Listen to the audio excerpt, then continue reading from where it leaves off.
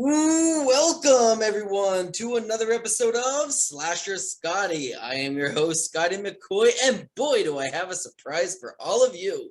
I have on Zoom with me right now Vincent DiSanti, and he played Jason Voorhees in both Never Hike Alone and Never Hike in the Snow, among other things behind the scenes with those movies. And he also played himself in the film 13 Fanboy, and my thing went off. There we go. So how you doing, Vincent? I'm doing pretty well. How you doing? I'm doing great. I'm so glad to have you on. I know we've been in talks for, I would say about a couple months now, and we finally made this happen. So I'm really happy that you're here. Yeah, it's nice. Finally got some time off, and actually, I'm in Massachusetts right now visiting my parents. Nice. I haven't seen them since the beginning of the pandemic, so it's kind of nice to get out and enjoy some time with the family. Absolutely. Especially, I mean, before the pandemic, that's at least going on 2 years. So that's probably bittersweet. Yeah, no, it's really nice to be here. This is where I grew up, so it's a nice it's a nice trip back home and able to sort of enjoy it and see my family and my old stomping grounds. Yeah, exactly. So the first question I got for you is, how did you get your start into being a filmmaker? It actually started really early. I started doing video projects anytime I could when I was a child.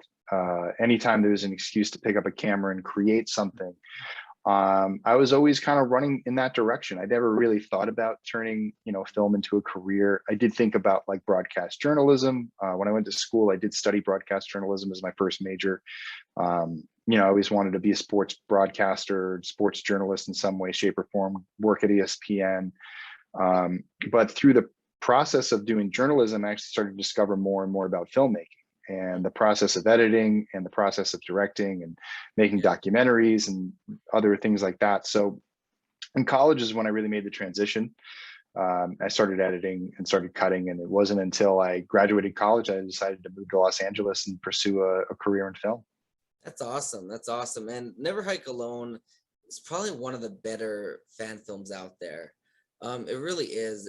It's got so much depth to it. I love the original, like the first Never Hike Alone, when you gave homage to all like where all the deaths happen with the markers and everything like that. That was really a really interesting way to make to put a spin on it and basically give homage back to the original film.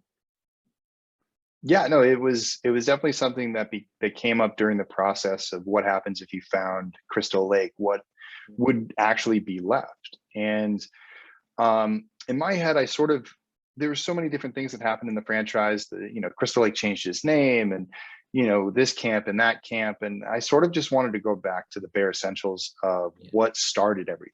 Like, where did this all begin, and what would be left behind? And if someone was watching this film and didn't know much about Friday the 13th, they wouldn't get it if I was making references to a specific death in one of the sequels at this thing. And it was just like, as soon as you start to go down those avenues, you start to lose a lot of audience members. And so going back to the basics and sort of saying, hey, all of this happened, but let's not erase the original place. Let's keep that as a firm sort of stepping stone in this story to tell the story from the original film. And then all of the events of the other films sort of cascaded off of this original. But let's take our audience back to the first moments. I started to research sort of what would be left behind, and talking to an actual police advisor on a set of a TV show that I was working on. I asked him, I said, what happens to a crime scene if no one's around to clean it up? He says, well, it stays. It's like the police don't clean it up. The state doesn't clean it up. But only the people who are supposed to clean up what happens is the people who own the property. And so me using my brain, I went, well, Steve Christie was probably the last surviving Christie, and he was the one who owned it. After that, it goes into state lands. So I don't think anyone's going to pay to get it cleaned up. So these crime scenes could last all of this time. They wouldn't take down the tags. The blood stains would still be there. The markers would still be there to a certain degree. So with that in mind, I just started to kind of weave that into the story to give something to discover along the way that would be interesting for us as an audience now, but anyone who knows Friday the 13th or is interested about Friday the 13th would feel like connected to it. It feels like we're connected to the series through these events that we remember happening. So wanted to tie them into the original film, and I think that sort of was the best formula for it. Right. So I guess mostly everybody knows about Never Hike Alone and Never Hike in the Snow, but if somebody's watching this and they never saw it before and maybe even never heard of it, can you kind of tell us what both of those films are about? Give us a brief synopsis about them. Yeah, Never Hike Alone is about a backwoods vlogger who discovers a lost trail during his episode that leads him to Camp Crystal Lake. He eventually does a search of Camp Crystal Lake, discovers Jason Voorhees is still alive and well, and then has to survive a night in the forest with Jason chasing him down. It's very much a survival tale, like 127 Hours or The Martian. A man versus nature, 1v1, not your typical Friday the 13th, but more of for the type of fan that's like, I bet I could survive a Friday the 13th. I bet if you put me up, if I ran into Jason in the woods, if I could survive. And Never Hike in the Snow is like the complete opposite. It's not about a story of survival, it's a story of death and sort of the permeation of what happens when someone dies and what is the fallout of that.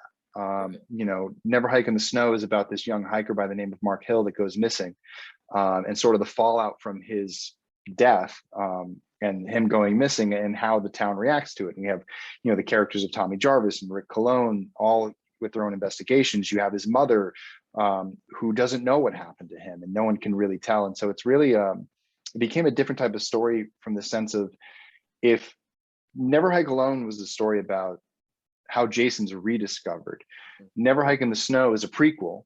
It happens 3 months before Never Hike Alone, and is more of a story about, like, how has Jason been able to remain hidden all these years? What are the factors that have to be in place for a character like Jason to maintain his secrecy? And so that's where, aside from just giving fans, something which they've always wanted, which is to see Jason Voorhees in the snow, the story behind it all is sort of how Jason's been able to maintain his cover for all these years, and sort of what he's been dealing with, and what, how the curse sort of affects him. So it was a different style of Friday, which is sort of our MO. It's not just doing the same thing, not just introducing a bunch of people that are going to be cannon fodder to die, but following these stories that sort of bring a little bit more depth and character to the world of Friday the 13th.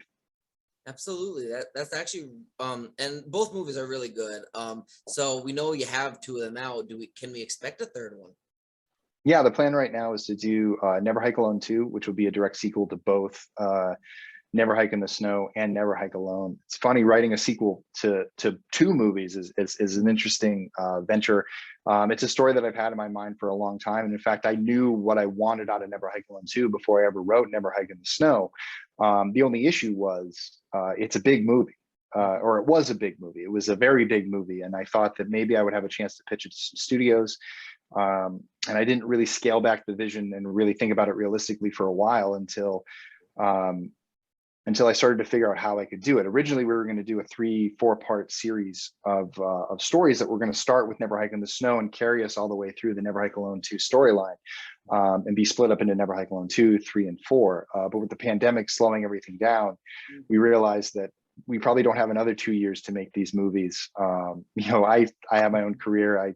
I do my own thing. I got to work it in between there. So trying to fit it all in with everything, I was like, you know what, maybe it's time to go back and go back to the drawing board with Never Hike Alone 2, and figure out sort of a more cost-effective way to tell the same story without all the big theatrical things, and maybe thinking about what are the story elements, what are those theatrical things that we can execute, like in Never Hike in the Snow and Never Hike Alone. We were able to reach, theatrical level of filmmaking, when it came to the camera work and the effects work and the stunt work, and being able to weave that into a little bit of a smaller story that we would be able to handle with our team. But mostly be able to fundraise through crowdfunding.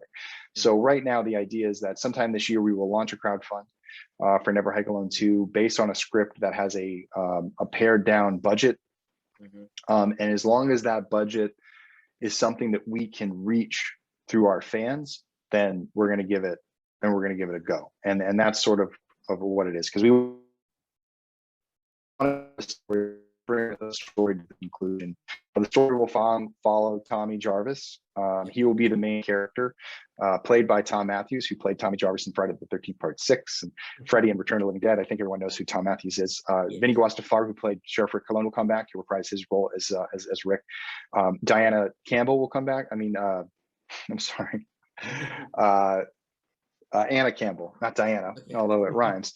Anna Campbell will come back and play Diana Hill, who is Mark Hill's mother in Never Hike in the Snow. And then, of course, we'll be welcoming back Andrew Lady as Kyle McLeod to continue that story, which will pick up 3 months after Never Hike in the Snow and the same day as Never Hike Alone, and see Tommy's story and how he found Kyle, and then what he's going to do now that he knows that Jason is back, and what is his plan to deal with Jason. Nice. So will this be a full length film or a short film? Never Hike Alone was about an hour. Never Hike in the Snow was a half hour. The original script probably would have been an hour and a half. I'm trying to get it into sort of this real sweet spot that I think I discovered with Jason Rising, which was, I'd done Never Hike Alone and thought like, oh man, like I really wish I could have added a half hour to this film. I did Never Hike in the Snow and everyone was like, what is this? It's a pilot. We wanted a full movie, but I don't think people really understand what it takes to make one of these movies, especially financially, time-wise. When people aren't getting paid to do these things, people are volunteering their time. So it's really tough to say, hey, I want to do a full-length feature film and I want it to maintain this level of quality. I could make a 90-minute film, but the degradation of quality throughout there will just be scenes of people talking for too long and all this other thing. So I want to keep it fresh. I think probably like an hour. If it's going to go over an hour, it's going to be hour 15. I want it to be solid. I want the whole thing to match the same level of quality filmmaking that we had before. So it's going to be probably somewhere between an hour and an hour 15. Awesome. So you had Tom Matthews return, and obviously Vinny Guastafaro made his debut in Never Hike Alone for Never Hike in the Snow. So what did you go about bringing them on board for these films? So at first, Tom Matthews is brought on by a good friend of ours and executive producer, Barry J., who I met through making Never Hike Alone. He was one of our first big backers on our Kickstarter that actually didn't go through, but it turned out that Barry lived in LA at the time, was a big fan, liked what we were doing. And even though we didn't reach our goal, decided to jump on as an executive producer just outright, just as a personal attachment to the film. We started working together. He introduced me to Tom through a friend of his. They were sort of working on a business deal at the time, and they had introduced Tom to him as a favor for his birthday. They went out and had a dinner, and Barry mentioned Never Hike Alone to him, and Tom really wasn't that interested in it at first. He thought, fan film, what really could it be? And it wasn't until he saw the trailer that he realized that we might have been up to something. So I met with Tom a little bit after that. I showed him a little bit more footage, kind of told him what the story was about. And from the very beginning, the idea with Never Hike Alone was always that he was going to be a cameo, that I wasn't going to ask too much of him, that I was like, listen, I don't want to take 4 or 5 days of your time. I don't know if I can afford 4 or 5 days of your time, but if I can get you out there for a day, then we can make this really special thing happen for Friday the 13th fans, that we'll go out, we'll do our job, we'll make our movie. And then there's this epilogue scene where there's an ambulance and all these different things. And if you show up during that scene, you can, surprise fans around the world because they're not going to be expecting it. And let's give Friday the 13th fans something to smile about. And, obviously it ended up working out. We kept that secret for almost a year. People didn't know until we released the film in 2017 on the night that we released it, that he was in it. So that was like our gift to fans to bring him back and to know that Tommy was still alive and well. Very hard secret to keep. It was. I wanted to tell everybody, but I knew that it was worth keeping it secret because of that feeling that it was going to give people, that feeling of something they'd never seen before, especially in a fan film. To have this type of participation in it would have been great. And so once Never Hike Alone was done and it became successful, Tom and I really pushed hard to try to get into the studios and do pitches and pitch to production companies to say, this is a venture worth investing in. And this is a story and that this isn't something that just doesn't have to be on YouTube. This is something that could go to a streaming service. This is something that could be on HBO Max or, or Netflix or something. And we spent a lot of time working together on that. In the process, he asked me, he said, "Hey, would you have any interest of having Rick come back?" And I was like, "Yeah, of course." Like, in fact, I was going to ask you if you knew Vinny, and because it seemed to make sense. He was the cop that was there when, when you were in the film. So let's pull that rivalry back together. Right. And it just so happened that, Vinny and Tom were friends already. They kept in touch. Vinny ran at the time he ran an acting class in North Hollywood that was not far from where I was working at the time. I was working on a show called The Rookie for ABC in their first season at the time. And his acting class was down the street. So I used to leave work, go to his acting class. I would shadow his acting class.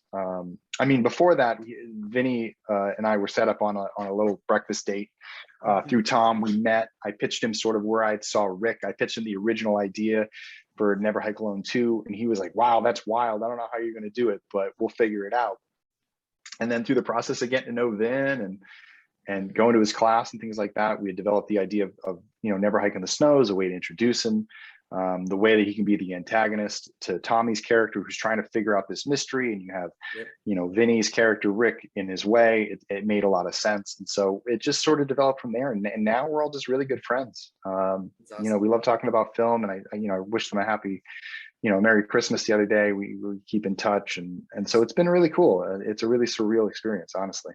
That's awesome. Now, it's hard to make a Friday the 13th fan film, especially because the fan bases can be very critical. They know what Jason they want. They know what plotline they want, and they will rip it to shreds if it's not a good movie. But it could be, and it's very complicated to get the right person to play Jason. Obviously, you were an amazing Jason. It would be even harder to recreate a Mrs. Voorhees. Do you happen to think of either having a Mrs. Voorhees type of film, maybe like a prequel to the first film, maybe? Would that be an option? I do have a good story for Pamela. I don't know if I'll ever get a chance to make it, but I always kind of had this, one of the things I think that's a smart way to go into telling a Friday the 13th story is to look at a lot of the material that's already there. Don't try to reinvent the wheel. Right. Don't try to take characters that don't belong in certain situations and try to undo what we know. But if you're gonna do it, you sort of gotta have sort of something that feels, or you gotta let the audience know where you're at. And sort of the deeper you go into Friday the 13th and the more nuanced you try to get, the harder it is to maintain, consistency with the fans, because they'll start to pick things apart. I think that, it was a big challenge in Jason Rising for us to have the Pamela Voorhees character come back. But I sort of loved the concept of it. And I liked that it was a new sort of branch of what it was, and it was kind of advertised that way. And I think that was sort of the way to go about it, was that we were advertising that it was different. But as far as like my sense and the way that I like to tell stories, especially with Friday the 13th, is I try to pick things that don't feel that they could fit right in. That if you had this film and you put it up there with the rest of the franchise, that even though the franchise doesn't really fit together that well on its own because of different continuity errors and things like that, that you can come up with something that almost felt even more grounded than everything else that was there. That's what Never Hike Alone is. Never Hike Alone feels like, even though it doesn't have some of the more, it's not specifically like, oh, these have changed and that's changed. It was like, it feels like a story that could have picked up anywhere in the Friday the 13th world. When it comes to specifically Pamela, I think the most important story about her upbringing, sort of how she became who she was, are these missing years in between when Jason goes missing and she starts killing people in 1957, and then what happens in 1980, what happens in 1963, what happens in 1967. So there's a story sort of in there between what happened to Pamela and what was that turn. When did she go from a mother bereaving the loss of her son into a woman that decided that she was going to take revenge and she was going to kill people? And what are the things that drove her to it? And how did she get to where she was? And So there's a story that I tell. There's a feature version of what I could tell. Honestly, I'd love to just tell the short. Yeah, I think there's a story in there, obviously about Nice. Pamela. And It's just I a matter know of the funds, really. that would be awesome too. And I know that that like you have Tom Matthews from part 6, you have Vinny Mhm. Gustavero from part 6. It seems like there is a part 6 trend, so to speak, with this films. Do you have any plans, or would you be open to doing another part 6 that was originally supposed to be in there but was off the chop, it's kind of cut at the end with Elias Voorhees? Would we introduce Jason Father? Yeah, but I don't think it would be in the way that many people think of him, even Tom. I mean, I've met Tom McLaughlin. We've talked about this at length. Uh, Sort of how I see the Elias Voorhees character. And honestly, I feel like, the whole story of Friday the 13th is about a mother and a son. Mm-hmm. The father aspect of him being evil or him giving Jason some sort of power and all this stuff, it sort of doesn't sit right with me. It feels like a change of everything. Uh, I know some fans want that, and that's sort of, some fans have pursued it and they've tried to tell that story. But honestly, Elias, I think that if people were expecting something out of Elias in the story that I would tell, they'd probably be really disappointed, because Elias would serve a very specific role and not much beyond that. Although, knowing that Tom tried to work something in, there's a way that I could reverse engineer what Tom was doing into this story about Pamela that I wanted to tell, and sort Nice. of where Elias falls into the fray and why he sort of has this thing. And I think that it would be like with everything I've done, it's a more emotional arc. It's not there to be like he's the snidely whiplash evil character. I'm really the evil one, and Jason's my spawn. Or, Right. I've seen some of the comic books that have made Elias this like Yeah. fat, like wife beating Rob Zombie type Mhm. character who, it's so typical, like the Mhm. rape angle, the abusive dad angle, like Pretty honestly, much like without Ronnie from spoiling. Halloween 2007. Yeah, and in my head, what I think he was, I just think that, if you follow the stories, like honestly, like a lot of the answers for Friday the 13th are in there, and they're good answers. Like, my backstory for Pamela really comes from Betsy Palmer's backstory for Pamela, which was Right. that, Elias, whoever Jason's father was a high school sweetheart that skipped out on the responsibility of the child, of ownership of that child, to say that that was his, and to sort of and it's the first time that somebody turned their back on Pamela. Right. And that's Pamela's theme, is people turning their back Mhm. on her. It's, her parents turning their back on her, not raising Jason, sending her out to live on her own, being out in the world with this child and having nobody, give her um, any sort of help. They look down on her because it's the 50s, it's the 40s and the 50s, where she's had a child out of wedlock. So she's Yeah. this, promiscuous,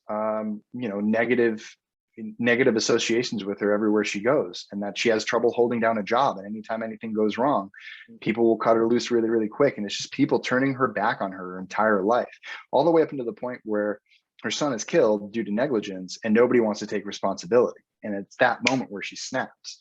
And so it's really, that's the core of Friday the 13th to me. It's people Right. turning their back on these people until she won't take anymore, and so she acts in vengeance. And that the curse is her acting in vengeance, not just for what happens at Camp Crystal Lake, but how she's treated her entire life. And I think that that's an emotional story that deserves to be told. And that Elias, saying that Elias somewhere along this line has any sort of power over the way Jason came out, it takes everything away from Pamela. And I think it's Yeah. counterinductive, and Right. it's counterintuitive to the actual Right. story of Friday the 13th. Yeah, I always saw Pamela and even Elias, even though we haven't seen Elias, I've always seen them as normal humans. Because if you look at Mhm, it, Pamela was a human being. She wasn't supernatural. She mhm, was a regular woman that worked at Camp Crystal Lake as a cook when her son was a child. Her son drowned, and she grieved for his loss and wanted to avenge his death. That's a simple, mother grieve. Oh, a mother that lost her child that wants to take revenge against the people that pretty much killed her son. And then she didn't want to re-open this camp because of the whole issue. Like, she doesn't want it to happen to anybody mhm, else. So, mhm. and I can see it with Elias. I don't see him really as supernatural. I mean, Jason really didn't become supernatural till part 6 when he was resurrected. You know what I mean? I mean, technically, you want to go into the lore of it, you'd have to go by the first film, and in the first film, Yeah, Jason did die. You ask exactly. Victor Miller and Sean Cunningham, there is no thing saying that like he survived, and you know, and even in part two, there is no specific dialogue in the That was film my that next says question. That was my next Jason. question. How do you think he survived? He didn't. He died. Hmm. He drowned in that lake and his body was never found. And it wasn't until his mother's death that he was somehow resurrected and became a living embodiment of the curse. And so whatever that is in the woods running around all that time is this confused revenant, this ghost. And that's why we call him Ghost Jason. It's, Yeah. you know, he's this sort of, he doesn't know what he is. And it isn't until he starts to take damage and die and resurrect every single time that he starts to realize that he's a lot more than what he was.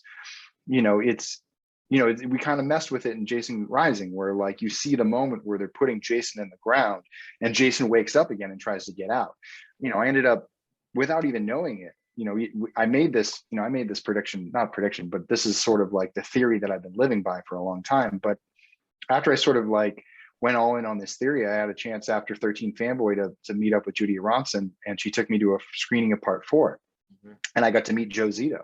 And so sitting down with Joe Zito at dinner after the screening, you know, I flat out asked him, I said, "What is Jason to you?" And he says, "Well, he's dead. Like he's dead in Friday the 13th, the final chapter." I didn't really tell many people that, but at the beginning of the movie, you know, in the barn, he's dead and he Hmm. reanimates, and that's just what he is. I didn't think too much of it. He's Good just, point. that's what he is. He died as a boy and he keeps coming back. And so, you know, how to explain how he grew, how to explain all these different things, I mean, I think about it less because of the supernatural aspect of it, and I do Hmm. believe that somehow, some way, that he is cursed and Right. he is doomed to repeat this sort of cycle of blood, I, um, I you know, actually really this like death that. curse. Yeah, Yeah. he's doomed to repeat this death curse. And at first he's filled with all that rage of his mother, you know, all that anger and hate and Yeah. everything that she brought into what she did when she was killing people and sabotaging the camp and doing that fed into him. Yeah. But after a while, after again being killed multiple times over and over again and reliving his own sort of nightmare, reliving his own death over and over again, even he starts to question it. And Yeah. that's the Jason that appears in our films, is this Mhm. Jason who is much wiser and older than the Jason that we meet in the films from the Paramount series, who is just embodiment of rage. And that after a while that rage dissipates and it's just him. Mhm. And so when we see him in Disappear, when we see him in Never Hike in the Snow, when we see him in Never Hike Alone, he's this much more cautious monster who's trying to remain hidden, who's trying to avoid conflict because conflict always leads to his death. Mhm. And so he and so that you can kind of with that kind of understanding go back and watch these films that we've made and understand that these are the decisions that Jason making. Like, why isn't Jason attacking right away? Why isn't Jason doing this? Why isn't Jason doing that? Well, if you're a character that's trying to remain hidden and not create a big stir, so Tommy doesn't come looking for you and the cops don't come looking for you, what are the decisions you're going to make? But what happens when you do accidentally be seen, like in Never Hike in the Snow? There's an accident. You know, he gets caught on camera. He doesn't mean to. You know, he's not doing anything malicious to the Mark character. He's just keeping an eye on him. And it isn't until he gets himself caught on camera that he has to act. It isn't until Kyle MacLeod stumbles into Yeah. his lair where he's hiding and discovers his mother's head that he realizes that someone else is actually living in the camp, and he actually has to, now Jason has to step in because this guy's going to go bring the cavalry. You know, Jason is giving people chances to escape, Mhm. but they sort of damn themselves, and he has now he no longer has a choice. He has to act, and he will do what he needs to do to protect himself, but he's not out there looking for it because he knows that eventually it will lead to, you know, Yeah. uh, either his demise or an extreme amount of pain or just the separation between him and his mother. So it's sort of like, again, it's re-examining this storyline that was literally just there to create body count films, Right. but saying like, no, I think that there's a story to be told here, and this might be a way to do it. Yeah, and it's funny that you said like that it's a death curse because it goes back to the saying of the first movie when Crazy Ralph Mhm. says it has a death curse. It makes you think. Yeah, Jason, even though he was dead in the first one, he was dead as a boy. But who's to say he didn't see his mom get decapitated? Who's to say he wasn't yeah, alive and hiding in the woods the whole time? Yeah, and like, and thinking about like if that spirit called out to his mother, would it drive her crazy? Sort of what I want to tell that story about Pamela about is the fact that like, Friday the 13th, a movie about, sex, drugs, and killing, is actually at the center of it is the story of two people who loved each other very much like in Psycho, Norman Bates and his mother. The fact that they are connected through death, that even though Norman Bates is the one acting out the kills, that actually it's Norma living through him, and that he truly believes that. And I think that in a sense that, Friday the 13th has a lot of similarities to Psycho, and especially in the storytelling, especially in the way it's constructed. Elements are reversed. Obviously it's the son who dies and the mother who's doing it in the first film, but that you could, imagine that Jason was so connected to his mother that even after he died, his soul couldn't move on, because he couldn't move on without his mother. He never did anything without his mother. So his soul stayed on this side of the existence of the afterlife. And so stuck in between, still connected to his mother, still calling out to his mom, is what drove her crazy.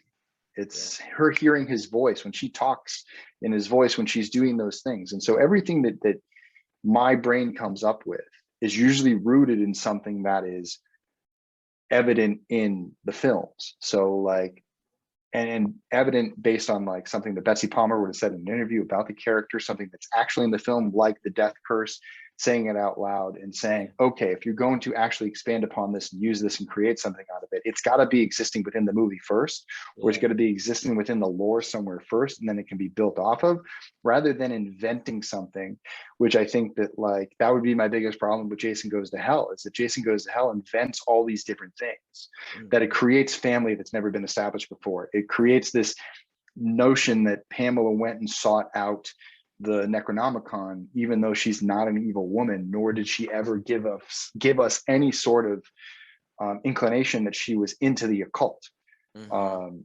It seemed like it didn't match the character. So if it doesn't seem true to the character, then it's tough for me to connect to that material. So everything that I write, I have to connect to the material in a way that if this showed up in a Friday the 13th film, it didn't feel like it came out of left field, but it feels like I can watch a previous film and say, this is what added to that. And that's sort of, I think, a cool, it's a challenge. It definitely limits your potential, because if you throw out the baby with the bathwater, you can do whatever you want.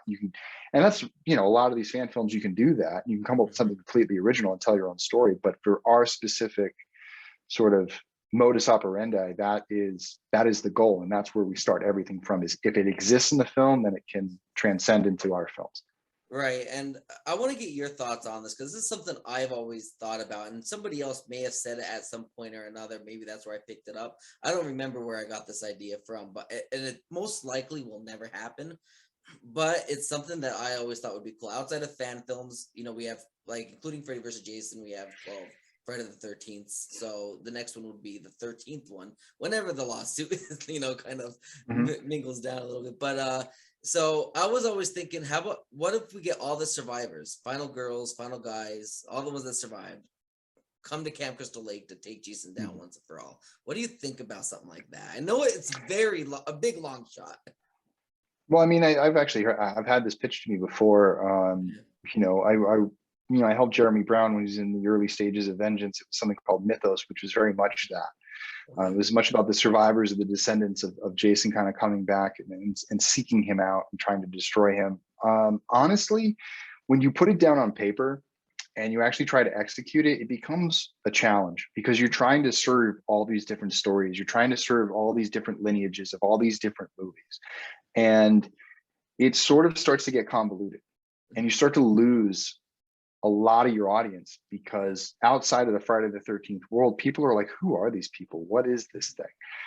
Even with Tommy Jarvis, it is to a certain degree, even though we focused in on his. I think it's smarter to sort of focus and hone in on each individual character's sort of closure with the character, versus trying to give them all, because it's like, who do you give the sword to? You know what I mean? Like, who's the one who battles down Jason? Like, are you really going to start taking out other final people just to get down to the final person? Right. That's the hard part. There's I think that like there's certain ways to do it, but honestly, I think the smarter thing is to pick your character. And like, for Never Hike Alone, it's Tommy Jarvis, and it's his arc. It's continuing his, he's already done 3 movies so far, in the series. And I think that he is sort of like the penultimate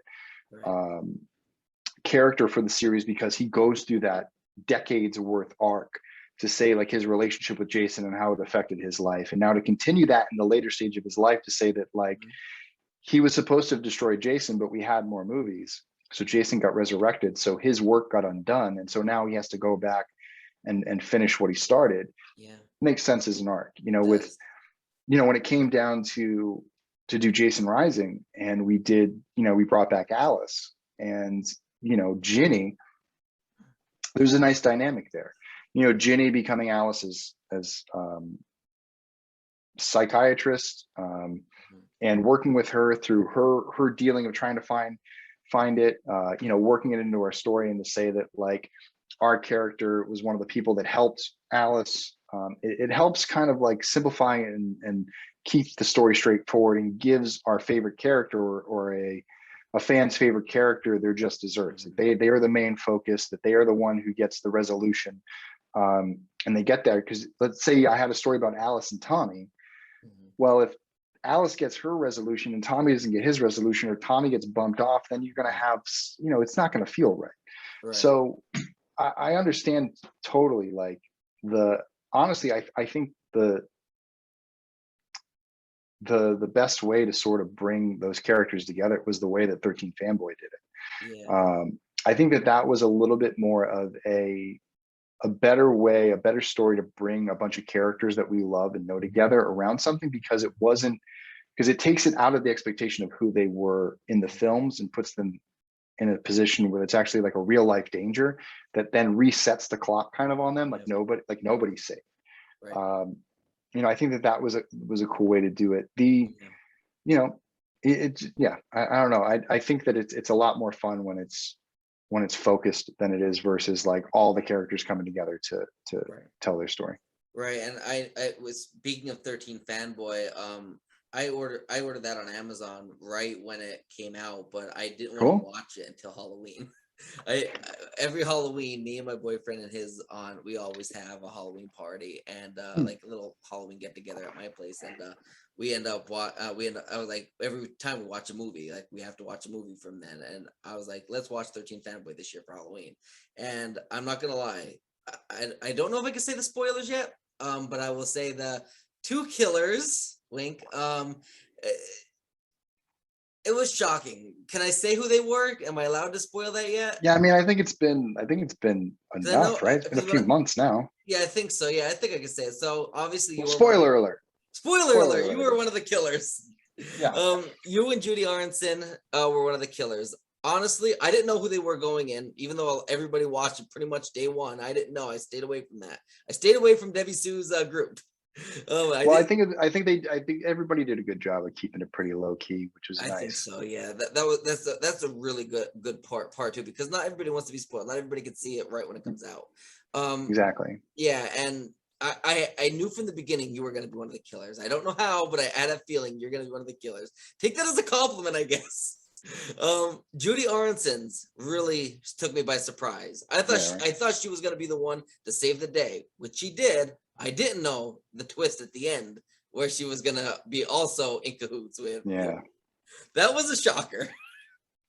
That was really well done. But one thing I really enjoyed about that film was your fight with CJ Graham. I thought that was really good. I knew there was going to be a fight between the main killer and one of the main stars. And I had a feeling it was going to be you, of course, with Kane Hodder. When Kane was taken away so quickly, I was like, shit. And I was so glad that they gave CJ Graham his moment to shine, kind of like, this is CJ Graham doing it. It's not Kane Hodder, who everybody really associates as Jason Voorhees. It was CJ Graham that got that limelight, and I'm really glad about that. So what was it like filming that fight scene with CJ? It was long. It was a long night. We did it all in one night.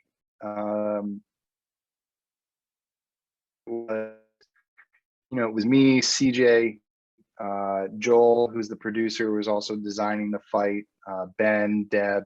We're out in, that house that we were filming at, we were just in the backyard, and just off to the side of the house, and it was on a hill.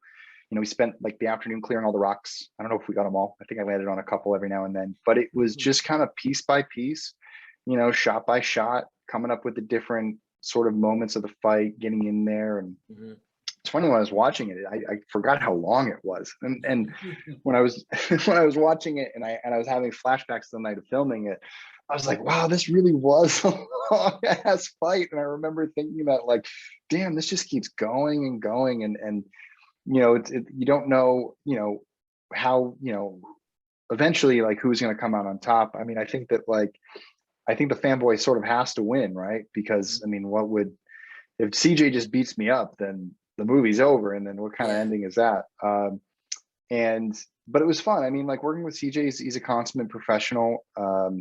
We both helped each other get padded up before the fight, and sort of work through some things. And each take, when we were doing things that, when we're putting each other in any sort of danger, we're really just super professional about it. And so it was like a dream come true just to be able to share that moment with him. I mean, I get to fight 2 Jasons, which is pretty cool. I mean, I got to fight, Kane in a much smaller fight, which was a lot of fun. It was, we did that there were 2 rounds of filming that we did, and that was during the first round that we did that one. And then the second time, where was that on the second time through? I can't remember. They're just bleeding together now. I want to say that was the first time. Yeah, that was the first round. First round was Kane, second round was CJ. So it was just physically exhausting. I can't tell you how many times I had to jump through the air and land on the ground. And, CJ did a lot, but I had to sort of take a little bit more of the punishment, because I fight Haley that night too. So Haley and I have a little bit of a skirmish, and I had to kind of get bounced around by her a little bit. She does like a throw. I remember that. She flips me another time, and just having to come down. But it was just, that's part of it. That's part of the deal. And it was just fun. I just had I was sore the next day. But after that, I think I was basically wrapped. So it was kind of nice. I could just kind of like, after that, kind of take it easy and rest and go from there. But it was a cool it's experience. hard doing a fight scene because you can't like really move at all when you do a cut. Like, you know what I mean? You gotta be in the same spot, because what people don't know is that if you take a small step and you're editing this up, it's like you just moved out of nowhere. It's out of place. And and it took a lot of practice. I mean, we walked through it during the day, and then we had to work through it with Ben, who's the cinematographer, to say, what's the best way to capture these specific moments. And what's nice is that you can really focus in. I mean, we didn't have to actually fight for 5 minutes every time. It was okay, just this one little section.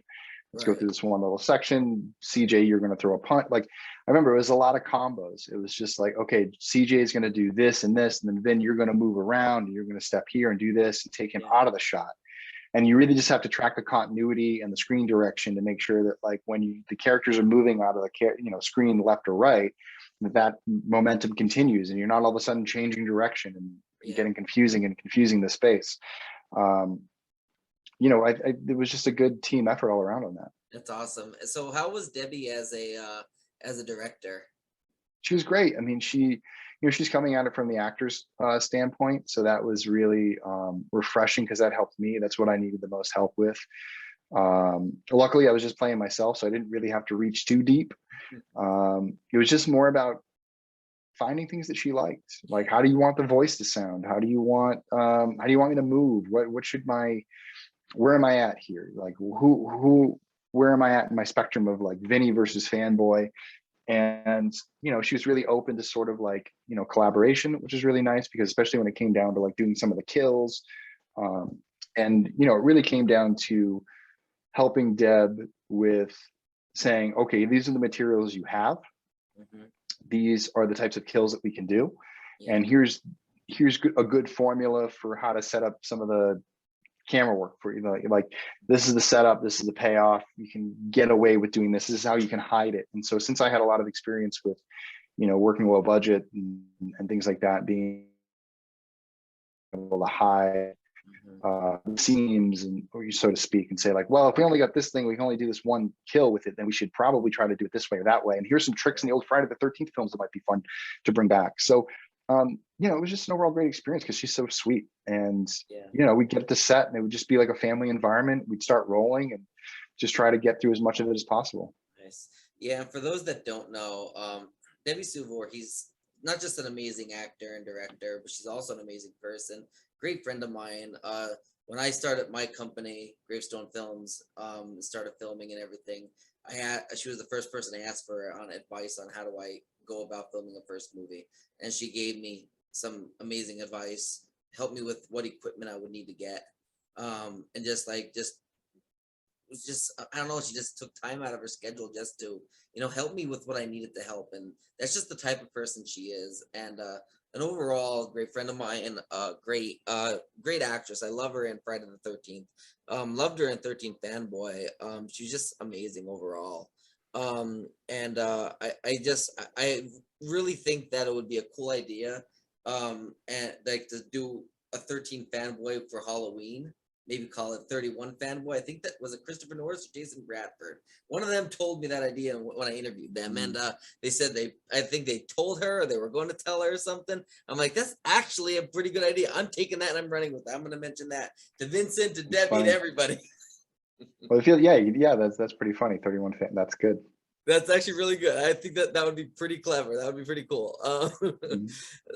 So I guess the last question I have for you is, do you have any other film projects that you want to promote, or anything else that you would like to promote to the listening viewing audience, social media or anything of the sort? Yeah, totally. I mean, I think that fans should definitely check out our YouTube, youtube.com/WompStompFilms, WOMPSTOMPFILMS. We have a lot of really cool content on there. We have our original film Pathosis, which is streaming on there right now. I did another short film called Imagine that's streaming up there. You can see the first film I ever did called Red Room, which is a 48-hour film project, which is what, you know, kickstarted me into being able to direct film and help me get my feet off the ground. We're gonna have some projects coming up. We just finished a project production last year called Judy, or this year, now going into next year, called Judy, which should come out sometime next year. We're gonna hit the festival circus with that. I did another an animated project over the pandemic sort of lockdown, which is called Ghost Chicken. I'm working on that right now, about a about a vegan restaurant that's haunted by the ghost of the chicken, and the one girl determined to figure out why. That sounds awesome. And then, you know, other than that, I just got a lot of irons in the fire with helping other friends get their projects off the ground, or scripts that I've been writing and things like that. Just trying to stay busy. And of course, next year we want to get the Never Hike Alone 2 project off the ground and get that going. Absolutely. And one last question before we wrap things up. I heard of Jason's Rising, but I haven't seen it. Is it released? It is. It's on YouTube. It's actually, if you just search Jason Rising or Friday the 13th fan film, it should pop up. Awesome. I'm sorry if I spoiled some stuff for you, but it's been out for a while now too. No, it came out in, I haven't seen it, but I heard of the project. Yeah, you definitely sure have to check it was this one still out. in poster, if it was actually released yet. So that's actually really Yeah, exciting. yeah. It's released. It was directed by a good friend of mine, James Sweet, shot by a gentleman by the name of Carl Winery, two gentlemen from Portland that brought me onto the production to help me out there for about 2 years. It came out in August of this year. Yeah, it's got a great story to it. It's like a retcon from everything after Final Chapter. So it's a direct sequel to Friday the 13th, the Final Chapter, and it brings in it's got a little bit of an Evil Dead quality to it. And not only does it have an undead Jason back up and running around, but it also has an undead Pamela. So nice. It's a pretty cool twist on the Friday the 13th story. I helped co-write it, co-produce it, and I have a cameo. So you should definitely keep an eye out for me in the film. I don't think you'll be able to miss me. And this is the one, like you said, I think you said Alice is back, right? Yep. Okay, because I did hear that Adrian King does return for a film, and I thought this is the one, and I'm really curious how they do that. Yep. So you'll be able to see it. It's woven in there. It's pretty cool. Surprise. Again, it was one of those things that wasn't the original intention, although it was like an early original intention, thinking it would never happen. And then when we had the opportunity to do it, we resurrected that idea, wove it into the script, and you'll have to see for yourself how it plays out. Awesome. Well, I will be doing that today. I guess I got my night planned out. Definitely. Awesome. Well, I thank you so much, Vincent, for joining me today. Well, thanks for having me, Yep, not a problem. You have a great rest of your day, and I guess have a happy New Year. Thank you. Yep. All right. Bye.